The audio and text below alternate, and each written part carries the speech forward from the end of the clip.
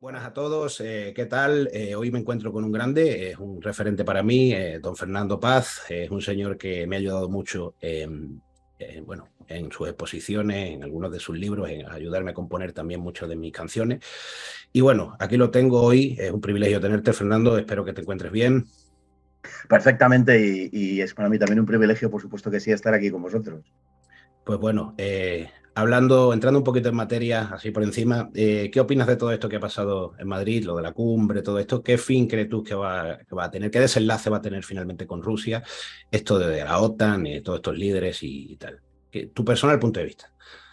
Pues mira, con toda franqueza, yo lo analizo desde dos puntos de vista. Uno es la interacción que puede tener la OTAN en todo el mundo, tal y como lo comprendemos, y otro en lo que hace particularmente a España. Si vamos de lo menor a lo mayor, pues yo creo que España lo que ha puesto en esta cumbre de la OTAN, o el balance de esta cumbre de la OTAN, es que España ha puesto 50 millones de euros, que ha perdido, por supuesto, el colapso de la capital de España durante 3 días y no ha sacado absolutamente ningún otro beneficio, no ha puesto sobre la mesa la protección sobre Ceuta y Melilla. La OTAN ha arbitrado una especie de procedimiento diplomático a la hora de expresar cómo no va a proteger Ceuta y Melilla.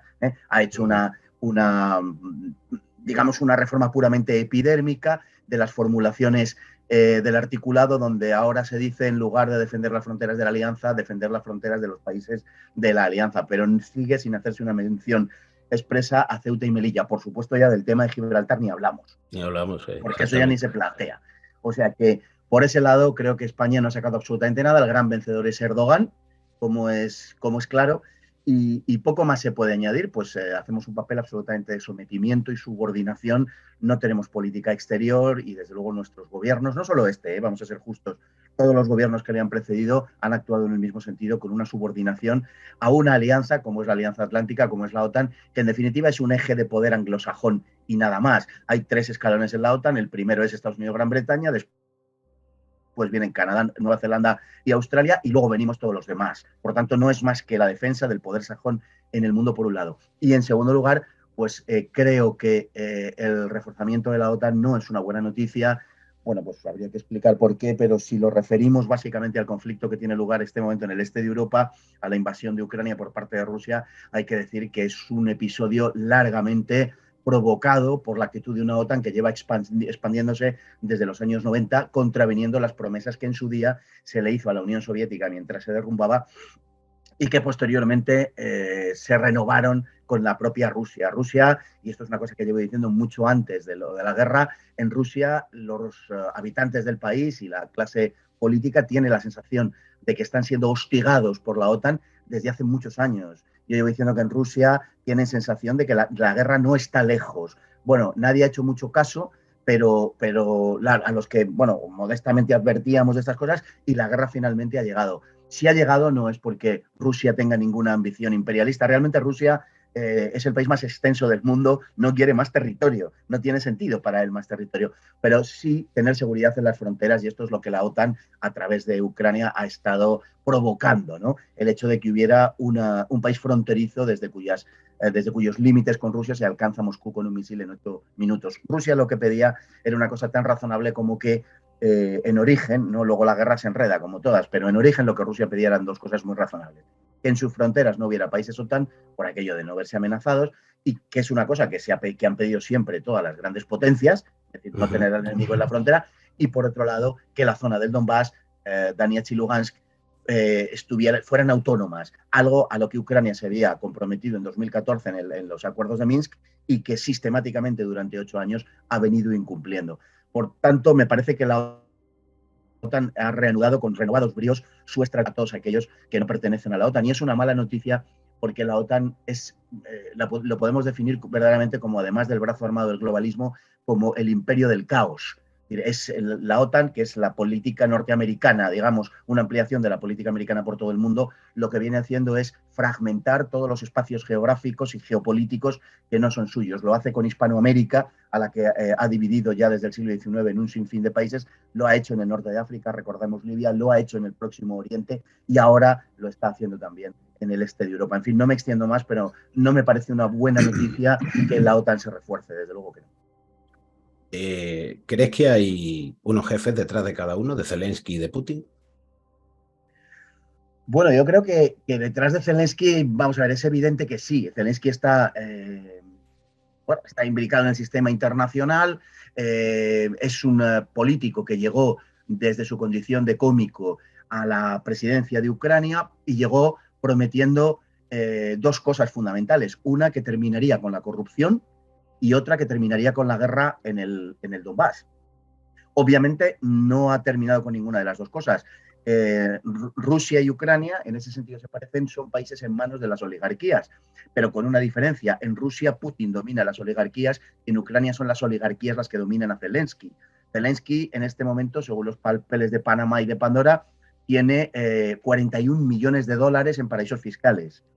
Y eso es solamente, probablemente, con toda probabilidad, la punta del iceberg, porque su testaferro tiene probado el desvío de 5.000 millones de dólares de un banco ucraniano, de dinero de todos los ucranianos, también, digo, desviados fuera del país. Es decir, que con la corrupción no solamente no ha terminado, sino que ha pasado a formar parte activa de ella. Y en cuanto a la guerra del Donbass, bueno, pues ahí está, 8 años de guerra en los cuales la ONU reconoce 14.000 muertos, la mayor parte de ellos población civil, unos 8.000, 9.000 aproximadamente, por supuesto ucranianos rusohablantes, porque aquí cuando se habla de Ucrania solo se acuerdan de los ucranianos occidentales, pues no, ucranianos en este caso rusohablantes. Y en cuanto a Putin, sinceramente yo no creo que haya nadie por detrás de Putin. Putin es es un hombre extraordinariamente pragmático, no es un hombre en absoluto, como se está diciendo en Occidente, un hombre violento, una especie de nuevo Hitler malvado que quiere dominar el mundo, ni muchísimo menos. Putin es lo más moderado que puede uno encontrarse entre la élite política rusa en este momento. Yo creo que son personajes enteramente distintos. Desde luego, estas declaraciones pueden llegar a ser escandalosas en Europa hoy día. Hoy no puede uno decir estas cosas porque la prensa constantemente dice que Putin es un criminal y que Putin. Claro, uno tiene que saber tomarlo de un modo crítico. Y te pregunto por los jefes, Fernando, porque tú siempre has hablado de las élites, ¿no? De la oligarquía mundial, ¿no? Y a mucha gente, como tú bien dices en uno de tus programas, parece que hay una frontera que la gente no puede pasar de la élite, que sabe muy bien que controla España, al plano internacional, ¿verdad? Entonces, ¿cómo aplicamos esto para que la gente se dé cuenta de una vez de que hay unos oligarcas en el mundo, gente millonaria, billonaria, que controla a los estados-nación? Pues lo has dicho perfectamente. No sé por qué a la gente resulta que no le cuesta nada y que entiende perfectamente la existencia de unas élites a nivel nacional, a nivel local. Todos hemos tenido, bueno, pues hemos leído novelas, hemos visto películas y tenemos la conciencia de que durante mucho tiempo y que sigue siendo operante en los pueblos, en las localidades de toda España, pues existían eso, el cabo de la Guardia Civil, el boticario, el cura, el médico, ¿no? Que era la élite local, pues, el notario, que eran los que dominaban el pueblo de una forma natural. Esas élites siempre han existido y se han correspondido siempre, lógicamente, con el nivel de cada uno de los lugares a los que estemos, o que cada uno de los niveles vaya a los que estemos aludiendo. Hay una élite también nacional, sabemos que hay una élite mediática, que hay una élite política y que hay una élite financiera que domina la nación, grandes bancos, partidos políticos y medios de comunicación, que podríamos ir luego también a eso porque han rebasado sus propios límites para caer dentro de, en fin, del ámbito del globalismo, ¿no? Pero esto es perfectamente asumible y nadie criticaría que alguien empezase a hablar de la existencia de ese tipo de élites. Hay un montón de libros dedicados a ellos y una gran parte de la sociología histórica se basa en la existencia de estas élites locales o nacionales. Mientras el mundo se movía al nivel, digamos, del Estado-nación, pues se entiende que las élites sean nacionales y nadie le opone ningún pero. Ahora estamos en la globalización. De la misma manera existen élites globales. Negar esto y llevarlo al terreno de la conspiranoia es lo que resulta un disparate. No enunciar que existen élites. Es evidente que existen unas élites. Hoy una parte de ellas se han reunido durante estos 3 días pasados, 28, 29 y 30 de junio en Madrid, y constituyen el brazo armado de esas élites a nivel mundial, que poseen las Big Tech, que poseen las grandes farmacéuticas, que poseen los grandes medios de comunicación y los medios financieros, y de las cuales muchos de los políticos más relevantes del mundo que están al frente de los países más importantes, pues son sus criaturas. Pero dicho esto sea sin ningún carácter particularmente conspiranoico, es que es una realidad que puede establecerse simplemente con los datos biográficos. Véase Trudeau, véase el propio Joe Biden, la trayectoria que ha tenido durante todo este tiempo, véase Macron, por supuesto, y no tiene que mover a nadie a escándalo. A mí me resulta, por el contrario, incomprensible que no se comprenda que efectivamente hay unas élites globales cuando se entiende que hay unas élites locales y que dominan el mundo en general. Naturalmente que sí. No significa eso que sus planes salgan siempre bien. Por supuesto que se equivocan, pero existir esas élites existe. Bueno, ¿y por qué ese proceso, bajo tu punto de vista y tu percepción del mundo, quieren someter al mundo a una globalización? ¿Por qué? Y ahora entramos en la agenda, que creo que es digamos, el grueso del plan, pero ¿por qué la globalización? ¿Por qué? Bueno, la globalización hay que decir que es un proceso, digamos, de carácter, podemos llamar tecnológico, objetivo. Es decir, ha llegado un momento en el desarrollo tecnológico de la humanidad donde se ha producido esa posibilidad de conectarse de manera absolutamente inmediata con las antípodas. España puede conectarse con Australia o con Nueva Zelanda de un modo inmediato a través de un sinfín de instrumentos. Podemos dar la vuelta al mundo en apenas horas. Es decir, la interconexión mundial es un fenómeno del que difícilmente se puede dar vuelta atrás y digamos que es un fenómeno histórico de la misma manera que lo fue el neolítico o que lo fue la industrialización. La globalización, por tanto, como fenómeno está ahí. Ahora bien, una cosa es que exista la globalización y otra cosa es que exista el globalismo, que es una filosofía emanada de la globalización. Ahí quería yo llegar, exactamente. Continúa, por favor. Pues es igual que cuando, por ejemplo, cuando se produjo la revolución industrial y surgió el capitalismo manchesteriano, que decimos, ¿no? El capitalismo ultraliberal, donde las grandes masas trabajadoras carecían de todo derecho, donde los niños trabajaban atados con una cadena a la pata de una mesa, las mujeres tenían que hacer 16 horas al día, todo ese tipo de cosas. La industrialización no exige eso. Ha habido países que no lo han hecho de esa manera, ha habido países que la industrialización no la han llevado a cabo, por ejemplo, por la vía privada, otros lo han hecho por la vía del Estado, otros por una vía mixta o intermedia. Bueno, quiero decir que no necesariamente la industrialización llevaba al capitalismo manchesteriano. De la misma manera, no necesariamente la globalización lleva al globalismo, porque el globalismo es la filosofía que nutre la globalización en el sentido de que ya que podemos interconectarnos todos en eso que se llama la aldea global, las identidades carecen de sentido. Es esa afirmación que es lo que resulta inaceptable. Otra cosa es que digamos, efectivamente podemos estar interconectados todos con nuestras propias identidades, sin renunciar a nuestra libertad y a nuestra identidad. Es más, si tiene valor esa interconexión entre todos, es porque todos podemos aportar lo que somos en función de nuestra identidad y no ver esta borrada por el hecho tecnológico de la propia globalización. Es completamente justo lo que estás diciendo y además yo creo que cuando estos señores que, digamos, manejan el mundo vieron la globalización que estábamos teniendo tan brutal, vieron la oportunidad de oro de llevar su globalismo al extremo, acabar con los estados-nación, mezclarnos, digamos, de una forma cultural a todos y dejarnos al final sin identidad propia, porque es lo que pretenden, ¿verdad? Esto se lo cuenta todo cualquier chaval y a lo mejor te llama loco. Pero claro, gente con una experiencia política como la que tienes tú, pues no se asusta ni tampoco le parece extraño. Hablemos un poco de la Agenda 2030. Muy brevemente, es, digamos, la herramienta que quieren usar. ¿Para qué, Fernando? ¿Para qué? Sí, es el catecismo del globalismo, por llamarlo de alguna manera.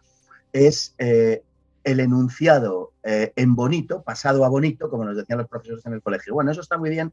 Le presentabas una hoja llena de operaciones de matemáticas que al final resulta que la operación estaba bien, pero estaba todo lleno de tachones, ¿no? Y te decían, bueno, ahora pásame esto a bonito. Bueno, pues la Agenda 2030 es pasar a bonito una serie de cosas cuyo desarrollo no es precisamente muy bonito. Y es la concreción, el catecismo, decía antes, de los planes globalistas. Es cómo va a ser el futuro originariamente para el año 2030, pero ya ha habido algunos de los digamos, principales sensores de esta agenda, impulsores de esta agenda, como el señor Bill Gates, que ha dicho que nada de 2030, que se puede adelantar unos 5 o 6 años incluso en su ejecución. Y más o menos es en lo que estamos ahora, ¿no?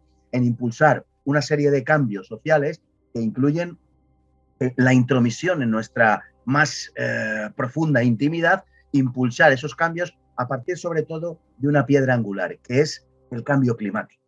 El cambio climático es la excusa perfecta para obligar a la gente a hacer una serie de cosas. En mi opinión, todo lo que hemos vivido estos meses pasados, ya podemos decir casi años, ¿no? Con la pandemia, ha sido un entrenamiento probando a la población para lo que va a venir a partir de la aprobación de las leyes derivadas del cambio climático. De hecho, desde los organismos pertinentes de la ONU, por ejemplo el IPCC, ya se ha sugerido que convendría que tuviéramos un par de confinamientos al año para que respire el planeta. Sí, sí. Con ese objetivo, ¿no? Bueno, ya nos han sometido a algunos confinamientos, ya sabemos lo que es, ya nos han ido acostumbrando al teletrabajo, en fin, todo este tipo de cosas, con lo cual todo eso que llevamos avanzado. Y la Agenda 2030, pues es el enunciado de algo que es profundamente perverso, expuesto de una manera que la gente lo pueda comprar y pueda decir, oye, pues qué bonito, ¿no? Si en realidad, ¿quién no quiere esto? Un mundo limpio, un mundo verde, un mundo... Sí, desde luego el plan en sí es para sacarse el sombrero. O sea, ¿quién va a decir que no de primera? ¿Quién va a decir que no a esos puntos, verdad? Pero solo se aplica, digamos, a personas como tú, como yo y como gente normal, porque ellos no, en la cumbre llevaron todos los coches oficiales. Claro, o sea, es absurdo, ¿no? Que la gente no vea estos pequeños detalles. Sí, sí, dime. Claro, no, es que es tal cual lo estás diciendo, es que es así. Es decir, ellos tienen, por ejemplo, ellos han diseñado un mundo en el cual el automóvil sobra. No hay que consumir los carburantes tradicionales, hay que relegar el carbón, el petróleo, en favor de las nuevas energías. Entonces, tenemos que conseguir que la gente no vaya en coche. ¿Qué se está produciendo? Se están cerrando ciudades a los coches. Hay ya grandes capitales donde cada día es más difícil. El caso de Londres es el ejemplo prototípico. Hay algunas ciudades en Estados Unidos que también. En Madrid, bueno, tenemos ahora mismo un alcalde que prometió que iba a eliminar el Madrid Central y todo esto, y lo que ha hecho es ampliarlo. Y esa fue además una de sus promesas clave, digamos, para llegar a la alcaldía. En fin, hay una auténtica persecución al vehículo porque el vehículo da libertad personal. Entonces, se trata de que en una primera fase compartamos vehículo. Están poniendo la gasolina a un precio tal que ya es muy difícil para una persona solo pagar el carburante de su propio desplazamiento. Entonces, lo que se va a ir buscando es cada vez más compartir. Bueno, por ejemplo, eso nos lo van a imponer a nosotros. Pero ellos hemos visto comitivas de más de 300 automóviles por la Castellana. Ellos no van a renunciar a nada de eso. De la misma manera, y también justificado en el cambio climático, por ejemplo, el consumo de carne. El consumo de carne va a ir disminuyendo, hemos visto ya algunos ejemplos en el gobierno español, va a ir disminuyendo a bastante velocidad, al menos eso es lo que pretenden, en favor de lo que llaman la carne ética, que es carne producida en laboratorio a partir de productos vegetales. El mayor, y esto no tiene nada de conspirativo, es una realidad que pueden ustedes contrastar en un buscador, el mayor terrateniente de los Estados Unidos que está produciendo este tipo de productos es Bill Gates. Bueno, el consumo de carne va a ir desapareciendo, que se supone que con bastante rapidez, pero por supuesto ellos van a seguir consumiendo los mejores bocados de la carne más cara del mundo, que va a ser inasequible para nosotros, pero lógicamente para ellos no. Los viajes en avión, esto ya no es una quimera. Los viajes en avión van a ser abolidos a grandes distancias, excepto para las grandes empresas y para los ejecutivos. Pero para los pobres mortales como usted o como yo, desde luego van a ser inasequibles. Esto ya se ha en Francia. Esto no es una quimera conspiranoica, repito. En Francia sí. El viaje en avión en cuestión se puede realizar en tren en menos de 2 horas y media. Ya no existe el enlace. Por ejemplo, entre París y cualquier ciudad francesa, exceptuando, me parece que es Marsella. Repito que esto es una realidad, ya en Francia está aprobado por las cámaras francesas. Bueno, y así sucesivamente. ¿Qué se está produciendo? Frontal, una ruptura enorme entre las élites y el conjunto de la población. Lo que hay es una guerra decretada por las élites contra sus pueblos. Mira, hubo un hecho histórico cuando la revolución en junio de 1953 en la República Democrática Alemana, en el Berlín Este, los trabajadores alemanes se rebelaron contra el gobierno de Berlín-Pankow, que se llamaba, de la República Democrática Alemana, el gobierno comunista. Y entonces un literato alemán, Bertolt Brecht, dijo aquella frase, ingeniosa ciertamente, pero que condensa muy bien lo que está pasando hoy, aunque sucediera hace 70 años, y cuando dijo aquello de este gobierno tiene que cambiar de pueblo, que es la inversión y la perversión absoluta del concepto de democracia. Naturalmente que lo que están haciendo en este lado del mundo es que la democracia se convierta en una farsa. El poder de las élites convierte la democracia en una farsa. Hoy mismo, o si no hoy ayer, los representantes de Finlandia y de Suecia que van a ingresar en la ONU han dicho que no van a someter a referéndum la entrada de sus países en la OTAN porque el tema es muy complejo y la gente no tiene nada que decir. El gobierno ya decidirá y ya resolverá. Pero es que estamos en la Unión Europea en este momento en la cual se rechazó el proyecto de Constitución Europea porque los pueblos de Holanda y de Francia en referéndum dijeron no a la Constitución Europea. Y entonces, ¿qué es lo que hizo Bruselas? En lugar de echar a un lado el proyecto, en lugar de desechar el proyecto, lo que hizo fue elaborar el Tratado de Lisboa, que es lo mismo que la Constitución Europea, que había sido rechazada por los pueblos, y en lugar de someterlo esta vez a referéndum, que los carga el diablo, lo hizo aprobar, ese Tratado de Lisboa, que es el que hoy rige en la Unión Europea, lo hizo aprobar vía parlamentos nacionales, que están mucho más amaestrados, los parlamentos nacionales con respecto a Bruselas, que los pueblos europeos. Quiero decir con esto, ilustrar con esto, la imagen de que hay una verdadera guerra decretada por las élites contra sus pueblos, para arrebatarle a los pueblos, estamos hablando siempre de Occidente, para arrebatarle a los pueblos la libertad y la identidad. Correcto, estoy completamente de acuerdo. Además lo has expuesto muy bien y entrando un poquito en la figura de nuestro gestor principal, digo gestor, ya sabes a quién me refiero, sí. Que tú tienes un libro, como mucha gente puede saber, que se llama Despierta, ¿verdad? ¿Cómo defines tú a nuestro presidente, al que no voy a nombrar porque no me agrada?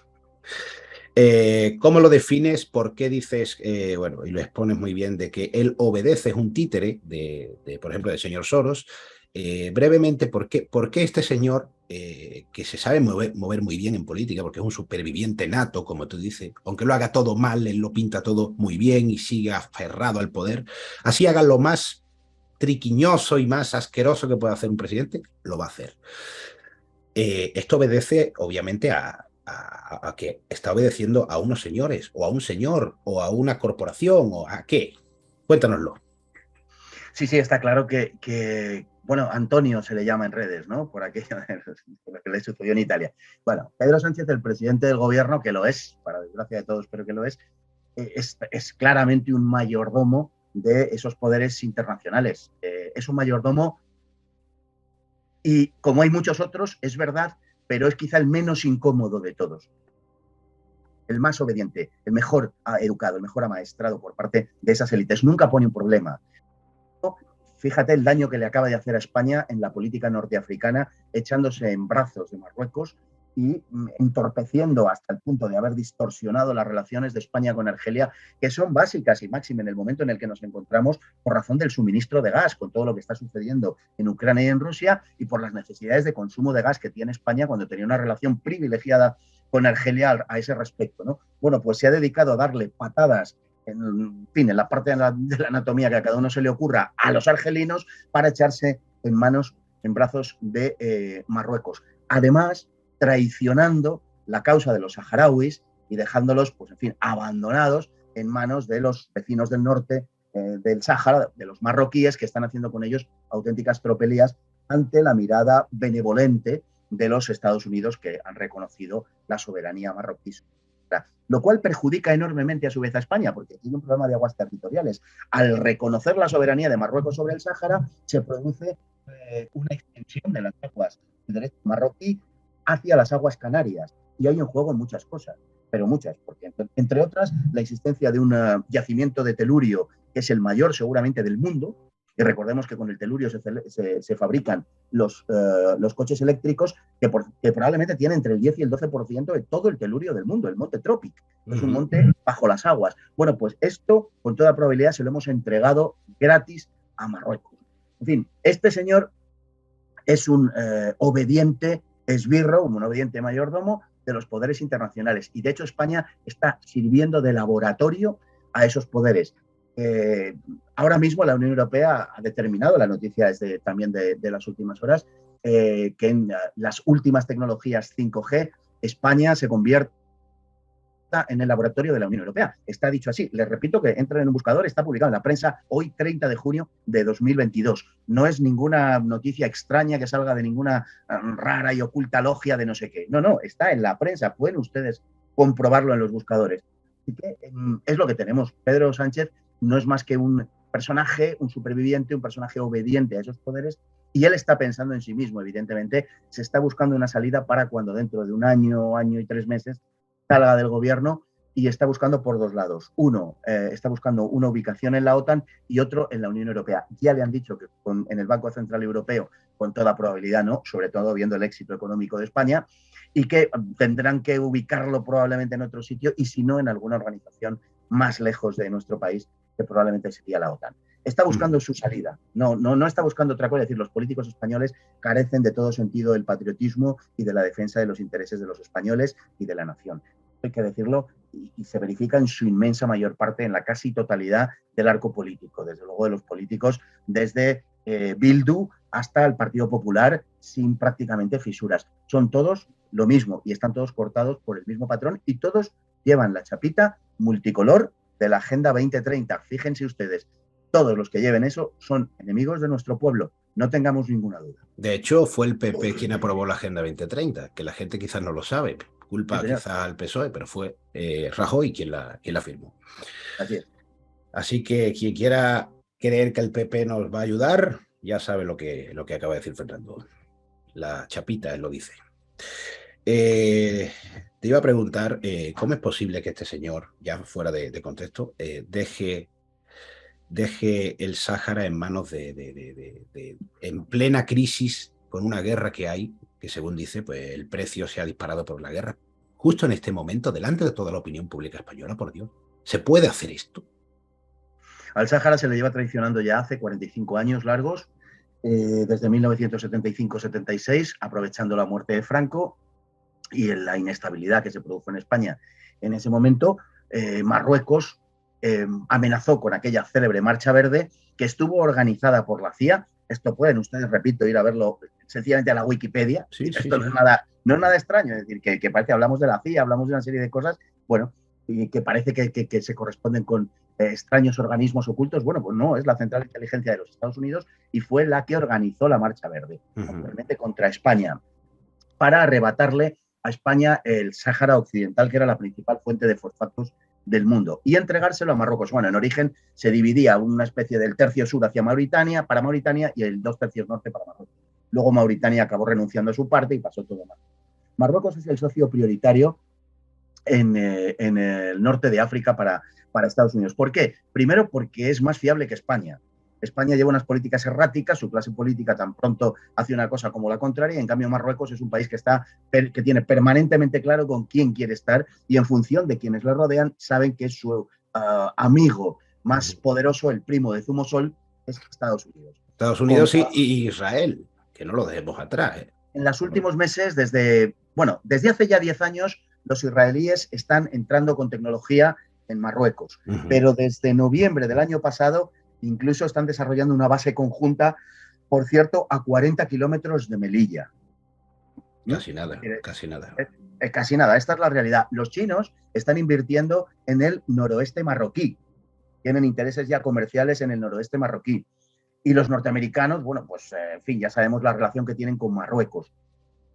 Estados Unidos, si tiene que optar entre Marruecos y España, lo ha demostrado repetidas veces, opta por Marruecos. Y de hecho, como decíamos al principio, se ha negado a incorporar al articulado de la OTAN una mención expresa de Ceuta y Melilla.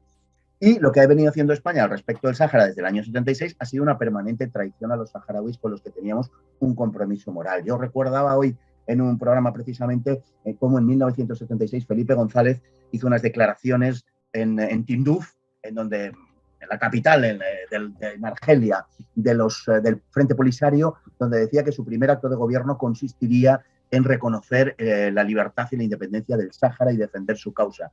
Bueno, si recordamos cuál fue el primer acto de gobierno del PSOE cuando efectivamente llegó al poder en diciembre de 1982, ganó las elecciones del 28 de octubre, pero va a gobernar en diciembre. El primer acto no fue reconocer al Sáhara, no fue reivindicar la soberanía saharaui y disponer la española al servicio de aquella causa, no. El primer acto fue abrir la valla de Gibraltar.